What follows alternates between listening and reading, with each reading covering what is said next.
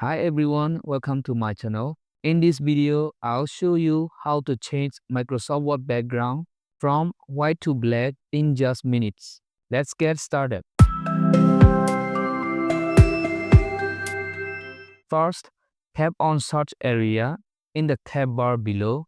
After that, you will find Microsoft Word. Click there to open Microsoft Word. Now click Options at the bottom. In the Word options, you will see Office pane. At the Office pane, I have chosen Use System Settings.